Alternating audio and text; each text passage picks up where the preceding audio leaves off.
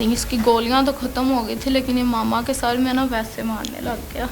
यानी कि आप तीनों को ये जान से मारना चाहता था उस वक्त? इसने डायरेक्ट मेरी इधर चेस्ट पे गोलियां लगी हैं, मामा को भी दिल पे लगी हैं। मेरी मामा अभी भी हॉस्पिटल में एडमिट है। अल्लाह ताला बेटा आपके लिए आसानियाँ करे, अल्लाह उनको शिफा दे, सेहत दे, आप लोगों को हिम्मत और सब्र दे। फायरिंग से पहले कोई बात की हो इसने, रास्ते में कोई ऐसा आपको लगा होगा ऐसी हरकत कर सकता है ये शख्स?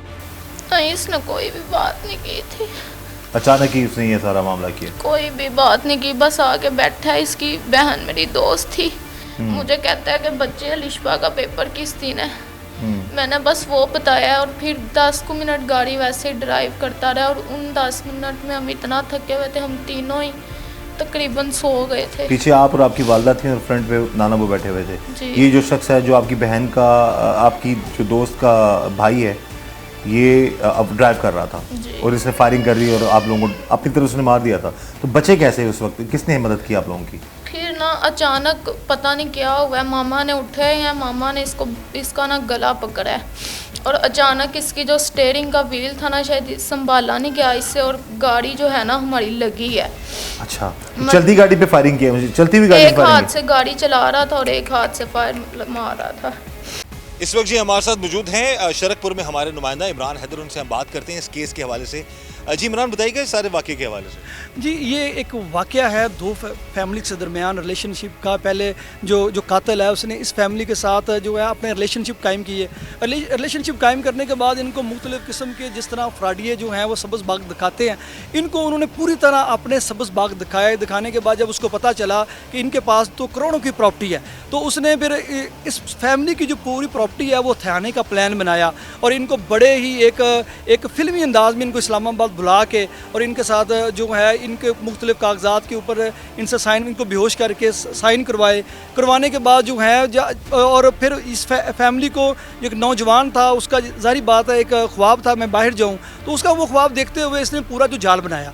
तो लास्ट में इसने ये किया कि जब उस फैमिली को इसके बारे में पता चल गया, जब इसको पता चला कि ये मेरा जो फ्रॉड है अब ज़्यादा देर कायम नहीं रहेगा, ये जो है ये ओपन होने वाला है, तो उसने एक प्लानिंग के तहत इस फैमिली को निशाना बनाने का फैसला कर लिया। इसने जो एक बुज़ुर्ग थे उनके पेट में 7 से 8 फायर मारे, जो उनके पेट में फायर मारे। उनकी जो बेटी थी उनको 3-4 फायर मारे, जो आगे उनकी नवासी थी उनको भी 2 फायर मारे। जब इसके पिस्टल में सारी गोलियां ख़त्म हो गई तो फिर जब उसने देखा कि बुज़ुर्ग जो हैं वो जो है उनमें तो कोई ताकत बाकी नहीं है, लेकिन जो ख़वातीन है उनके अंदर ताकत बाकी है, तो उन्होंने ख़वातीन के ऊपर जो पिस्टल के बट मारे और उनका गला दबाकर उनको हलाक करने की कोशिश की। मुबैना तौर पर वो कत्ल करना चाहता है इन सबको। अब वो कर चुका। अच्छा, ये कत्ल करने से पहले जो मामला थे, जो फायरिंग करने से पहले कितनी अमाउंट है, कितना पैसा था जो इस खानदान का जो कारोबार के बहाने या वीज़ा लगाने के बहाने ये उनसे हथिया चुका था? अप्रोक्सीमेटली जो है जो अमाउंट अगर देखी जाए तो वो तकरीबन 3.5 से 4 करोड़ बनती है।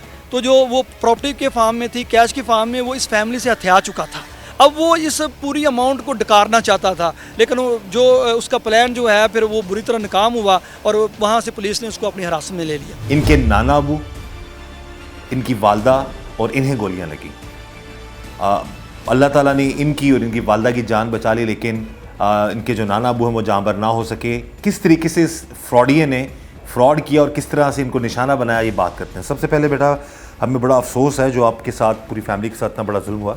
ये शख्स ने इतना बड़ा फ्रॉड किया आप लोगों के साथ, किस तरीके से इस लेवल तक ले गया आप लोगों को, फिर वापसी पे किस तरह इसने हमला किया आप लोगों पे? कौन कौन आ रहा था गाड़ी में जब आप लोग वापस आ रहे थे उस वक्त? पहले गाड़ी में मैं और मेरा भाई और नाना अबू और मामा थे, लेकिन बाद में जब हम लोग तकरीबन घर तक पहुंचने वाले थे मोटरवे पे, इसने मेरे भाई से गाड़ी चेंज करवाई और ख़ुद ड्राइविंग सीट पे आ गया। हमने इससे पूछा तो इसने कहा कि मैं घर से कपड़े वगैरह बदल के वापस अली के पास आ जाऊंगा और मैं आप लोगों को ड्रॉप कर देता हूँ। ये गाड़ी चलाने लग गया। नाना अबू फ्रंट सीट पे बैठे हुए थे। हम तीनों तकरीबन सो गए थे क्योंकि रात के 3 बजे का टाइम था। अचानक फायरिंग की आवाज़ आने लग गई। इसने तकरीबन 10-20 सेकंड में हम तीनों को फायर मारे। पहले इसने नाना अबू को मारा, स्ट्रेट फायर किए, फिर इसने मुझे मारा, फिर इसने मामा को मारा, फिर शायद इसके पिस्टल में गोलियां ख़त्म हो गई। मैं नाना अबू तो मौके पे ही उनकी डेथ हो गई, मैं बेहोश हो गई थी।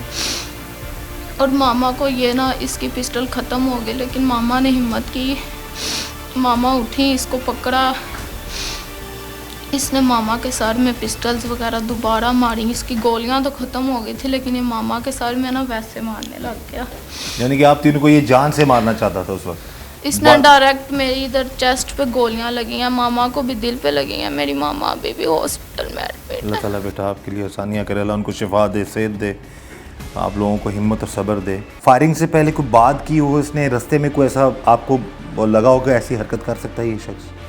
नहीं, इसने कोई भी बात नहीं की थी, अचानक ही उसने ये सारा मामला किया? कोई भी बात नहीं की, बस आके बैठा है। इसकी बहन मेरी दोस्त थी, मुझे कहता है कि बच्चे अलिशबा का पेपर किस दिन है। मैंने बस वो बताया और फिर 10 मिनट गाड़ी वैसे ही ड्राइव करता रहा, और उन 10 मिनट में हम इतना थके हुए थे, हम तीनों ही तकरीबन सो गए थे। पीछे आप और आपकी वालदा थी और फ्रंट पे नाना वो बैठे हुए थे। जी। ये जो शख्स है जो आपकी बहन का, आपकी जो दोस्त का भाई है, ये अब ड्राइव कर रहा था जी। और इसने फायरिंग कर दी और आप लोगों को अपनी तरफ से मार दिया था। तो बचे कैसे उस वक्त, किसने मदद की आप लोगों की? फिर ना अचानक पता नहीं क्या हुआ है, मामा ने उठे हैं, मामा ने इसका ना गला पकड़ा है, और अचानक इसकी जो स्टेयरिंग का व्हील था ना, शायद संभाला नहीं गया इससे, और गाड़ी जो है ना हमारी लगी है। अच्छा, चलती गाड़ी पे फायरिंग किया? मुझे चलती हुई गाड़ी पे एक फायरिंग हाथ से गाड़ी चला रहा था और एक हाथ से फायर मार रहा था। उससे और- पहले कोई बहस, कोई लड़ाई, कोई झगड़ा नहीं, कुछ भी नहीं था? कुछ भी नहीं हुआ।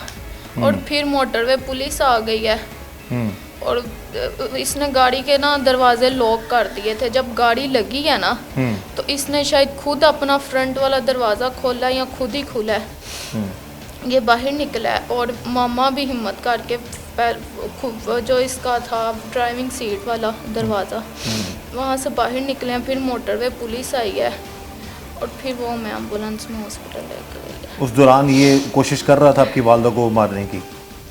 किस तरह? ये जब मोटरवे पुलिस आने से पहले तक ये हमला करता था? तब ये मम्मा की गर्दन को भी बार बार कर रहा था, और बहुत ज़्यादा कर रहा था। लेकिन मोटरवे पुलिस ने उस वक्त उसको पकड़ लिया था? जी। क्या उसने बोला कि क्यों इस तरह की हरकत की है, क्यों मारा? नहीं, मोटरवे पुलिस को कहता है कि उसने अपने बयान चेंज, मोटरवे पुलिस को कहता है कि ये औरत मुझे फायरिंग करने की कोशिश कर रही थी। कभी कहता है कि ये जो बाबा बैठा हुआ है इसने अपने बच्चों को खुद मारा है, ये है वो है। कहता है मुझे चोट लगी है। मोटरवे पुलिस इसको हमारे साथ हॉस्पिटल ले गई, लेकिन फिर जब हॉस्पिटल वालों ने देखा कि इसको तो कोई भी इंजरी नहीं हुई है, तो फिर सिखा वाले हॉस्पिटल से इसको वो लोग पुलिस स्टेशन पकड़ लेगी पुलिस ने। बेटा आप सारे इस वाक़े के हवाले से इस वक्त आला अफसरान भी देख रहे हैं, चीफ मिनिस्टर पंजाब मरीम नवाज साहिबा की भी कोशिश है कि जो मजलूम है ख़ानदान है उस सब लोगों को इंसाफ मिले। आप क्या अपील करना चाहेंगी कि इस वक्त क्या आप लोगों को इंसाफ मिल रहा है, या ये जो शख्स जो आपकी सहेली का ही भाई है जिसने इतमाद जीता आप लोगों का और फिर आप लोगों के साथ फ्रॉड भी किया और आप लोगों पर हमला भी किया, इस हवाले से सज़ा के बारे में हम जो भी अपील करना चाहिए यकीनन हम दिखाएंगे प्रोग्राम में, क्या कहेंगे आप? मेरी मामा अभी भी हॉस्पिटल में है, और हम इंसाफ चाहिए। इस इंसान ने अपनी तरफ से 3 कत्ल किए हैं। मेरी अपील है मरीम नवाज साहिबा से कि हमें इंसाफ चाहिए। ये जी जो हुआ है इस ख़ानदान के साथ, यकीन मानिए कि जिस तरीके से उस शख्स ने इस घर में अपनी जगह बनाई, एतमाद जीता बुज़ुर्गों का, बच्चों का, नौजवानों का, घर वालों का, और जिस तरीके से ये हमारी बेटी भी है, बहन भी है जो बता रही है सारे मामलात कि किस तरीके से उस शख्स ने जुल्म की इंतहा कर दी। और अब हमारी बात हुई है जो मकतूल है उनके नवासे से भी, वो भी बता रहे थे जी कि उनके बकौल उनके कि पुलिस की कारकर्दगी से वो मुतमिन नहीं है।